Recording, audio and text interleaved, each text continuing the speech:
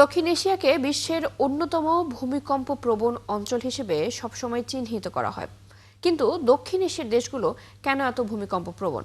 বিশেষজ্ঞরা বলছেন এই অঞ্চলের দেশগুলো বহু টেকটনিক প্লেটের সংযোগস্থলে অবস্থিত। এই প্লেটগুলো ক্রমাগত সরতে থাকায় বারবার ভূমিকম্প হয়। বিস্তারিত অরিসুল ইসলামের রিপোর্টে। লিলি বিউটি সোপ, যার অ্যান্টি এজিং গুণ তারুণ্য ধরে রেখে ত্বককে করে উজ্জ্বল। তারুণ্যময় উজ্জ্বল ত্বকের জন্য রিমার্ক।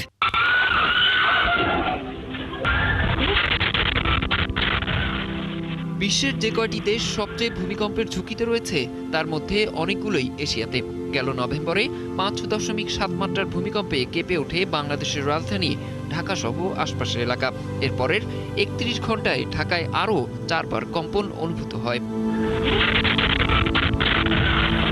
এবছরই মিয়ানমারের 7.7 মাত্রার ভূমিকম্পে 3000-এর বেশি মানুষ মারা যায়।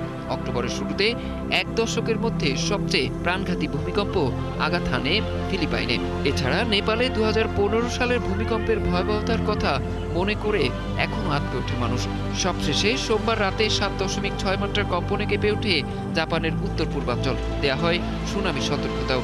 এই দুর্যোগগুলো একটি বিষয় স্পষ্ট করছে যে এই অঞ্চল ভূমিকম্পের প্রতি কতটা সংবেদনশীল। এশিয়ার দেশগুলো এত ভূমিকম্প প্রবণ কেন?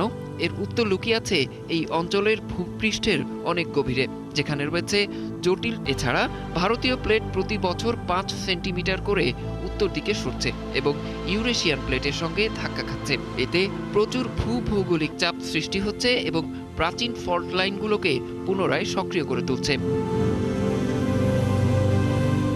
বিশেষজ্ঞরা সতর্ক করে বলছেন, হিমালয় অঞ্চলের শতাব্দীর পর শতাব্দী ধরে জমে থাকা টেকটনিক চাপ যে কোনো সময় বড় ধরনের ভূমিকম্প ডেকে আনতে পারে। এর মাত্রা হতে পারে 8 বা তারও বেশি। বাংলাদেশে সাম্প্রতিক কম্পনগুলোতে বড় ক্ষতি না হলেও বিশেষজ্ঞদের মতে এগুলো আসন্ন বড় ভূমিকম্পের সতর্ক সংকেত। এজন্য ঝুঁকি কমাতে ভবন নির্মাণে কঠোর মানদণ্ড ও প্রস্তুতি নেওয়ার উপর জোর দিচ্ছেন গবেষকরা। অরিসুল ইসলাম, 71।